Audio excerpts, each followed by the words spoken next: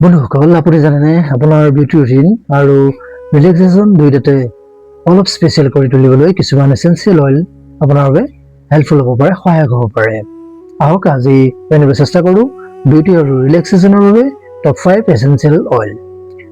বন্ধুসকল, প্ৰথমতে আছে লেভেণ্ডাৰ অইল। ইয়াৰ মৃদু সুগন্ধিয়ে এটা শান্ত আৰু ৰিলেক্সিং এটমস্ফিয়াৰ সৃষ্টি কৰে, এটা সুন্দৰ পৰিৱেশ সৃষ্টি কৰাত সহায় কৰিব পাৰে।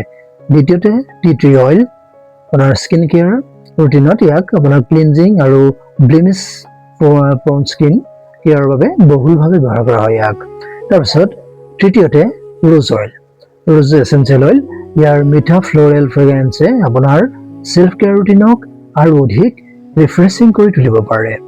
তাৰপিছত চতুৰ্থটো হৈছে পেপাৰমেণ্ট অইল।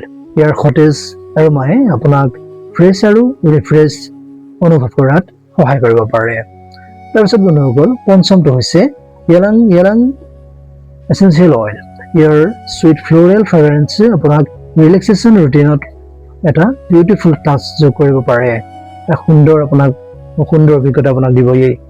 কিন্তু মনত ৰাখিব, এচেঞ্চিয়েল অইল বহুত কনচেনট্ৰেটেড হয়।